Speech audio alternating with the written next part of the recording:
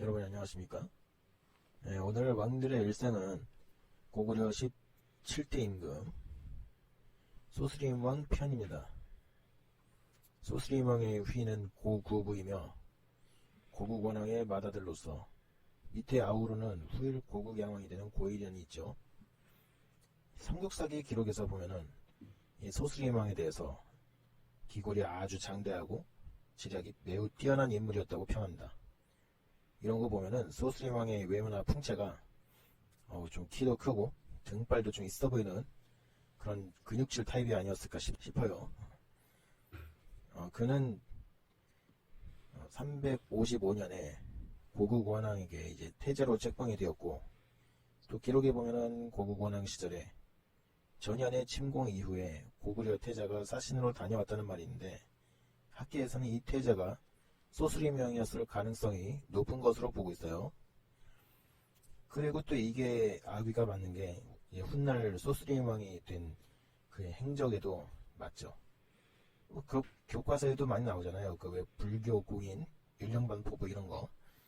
이게 이제 중국의 사신으로 갔다 오면서 그때 또 중국이 또 다른 나라하고 이제 외교를 하면서 이제 받아들인 뭐 최신 학문과 서적들이 있었을 거니까 소스림왕이 여기에서 영향을 받아서 그거를 내치 안정에 써먹었다라는 거죠.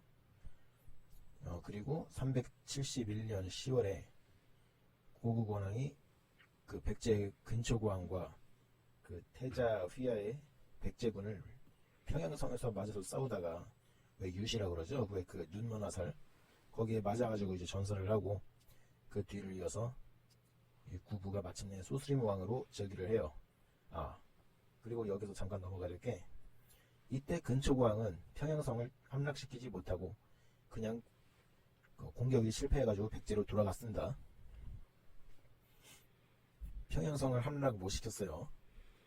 당연히 거기를 백제가 거기를 먹지도 못했고, 자, 이래가지고 왕위에 오른 소스림왕은 이제 냉정하게 국제정세를 한번 살펴봅니다.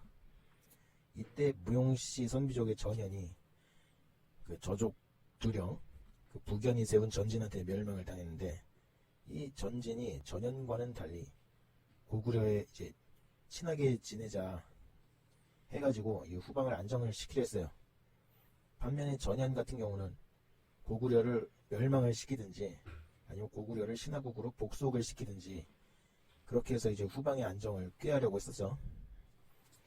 이렇게 전현과는 이제 전진이 아주 그냥 180도 다른 유화적인 태도로 나오니까 고구려 역시 이 전진하고 화친 외교를 맺어요.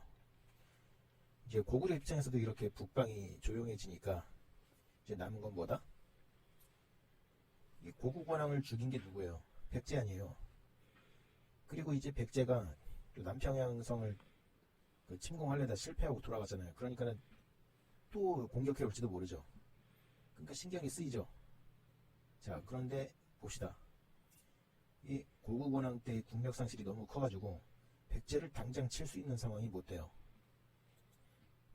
그러다 보니까 소스림왕은 우선 고구려의 내정 개혁 및 안정화를 꾀하게 됩니다.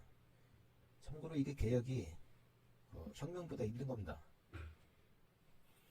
그러니까는 여말선조 때도 그 정몽주 쪽은 이제 개혁을 주장했고 정도전 쪽은 혁명을 주장을 했죠. 그리고 그 똑똑한 양반들도 그만큼 이제 개혁이 어렵다는 걸 이제 안 거예요. 그런데 이 고구려 때 이 소스림왕은 이거를 또 해냅니다. 이제 고구려에다가 이제 불교를 들여와가지고 이를 국교로 수용을 하면서, 또 이때 삼국시대에 불교를 들여온 왕들은 다 그 자기하고 부처하고 동일시를 합니다. 그러니까 무슨 이걸 왕적불사상이라고 하죠. 왕이 즉 부처다. 이거를 아주 자기들 왕권을 강화하는데 아주 유용하게 써먹은 거죠. 그래가지고 훗날에 뭐 백제 침류왕이나 신라의 법흥왕, 진흥왕들도 이를 아주 유용하게 잘 써먹습니다. 이렇게 해서 기존에 이제 연맹 왕국 체제에서 이제 본격적으로 이제 중앙 집권 체제로의 변혁을 이룩하게 되죠. 그뿐 아니고 이제 이때 이제 고구려판 국립대학, 뭐 지금의 뭐 S대학 혹은 뭐 카이스트하고도 이제 비유를 들 수도 있을 것 같아요. 그 태학이라고 하죠. 그 태학이라는 교육기관을 설립을 하게 됩니다. 왜? 똑똑한 인재들이 많아야 나라 발전하고 이제 국력 신장에 이제 도움이 되잖아요. 그리고 이제 그 동안에는 그냥 임금이 그냥 내뱉은 말들이 다 그냥 법이었죠. 그러다 보니까 이제 율령을 반포해서 고구려 이제 법치 체계의 기틀을 세웁니다. 그래가지고 이렇게 빠르게 고구려의 국력을 키워요. 그러면 이제 남은 건 뭐다? 이제 부왕에 대한 원수를 갚아야 되겠죠. 그래서 제위 4년 차인 375년 7월에 소수리왕은 군대를 보내서 백제 북쪽 그 변방에 그 수국성이라는 곳이 있는데 여기를 공격해서 함락시켜버립니다. 그러니까 이제 고구려 영토로 이제 편입이 됐죠. 자, 그러면은 이때 왕인 근초고왕이 이 소식을 듣고 빡이 친다 안 친다? 당연히 빡이 치죠. 그러니까 이 소식을 듣고서는 이제 고구려에 당장 이제 반격을 하려고 이제 군사를 모았는데, 야, 이때 하필이면 이게 백제가 흉년이 들었네. 그러니까는 이제 전쟁을 수행할 비용이 안 나오죠. 그러니까는 근초고왕은 고구려에게 반격하는 걸 포기합니다. 그리고 그 1년 뒤인 376년에 근초고왕이 이제 세상을 하직하고 그 근구수왕이 즉위를 합니다. 그리고 이때 소수림왕은 또다시 군대를 보내서 또 백제의 북쪽 변병을 또 공격을 합니다. 근데 이때는 그다지 얻은 게 없어요. 오히려 이제 근구수왕만 이제 제대로 이제 빡치게 만드는지. 그래가지고 결국 이제 근구수왕이 378년에 이제 절치부심을 끝에 3만여 병사를 이끌고 다시 평양성으로 쳐들어갑니다. 자, 이때 본격적인 이제 아들 싸움. 그런데 이때 소수림왕은 이 근구수왕의 백제군을 잘 막아냅니다. 그리고 이제 소수림왕도 이제 한 대 맞았으니까 다시 또 갚아줘야죠.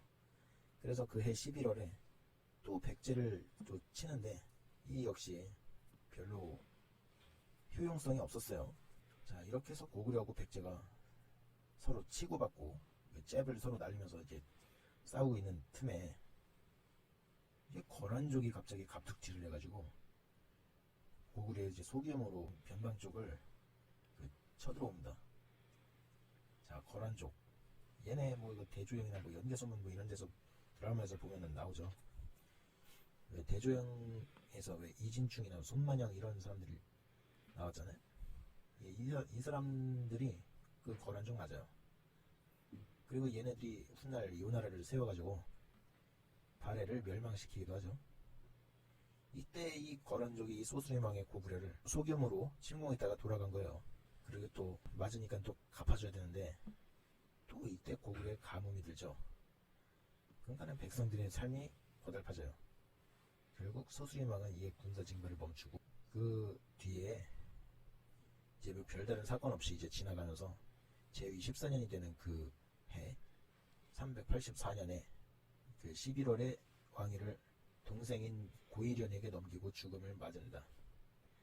그리고 그 고일련이 광개토 태왕의 아버지가 되는 고국양왕이죠.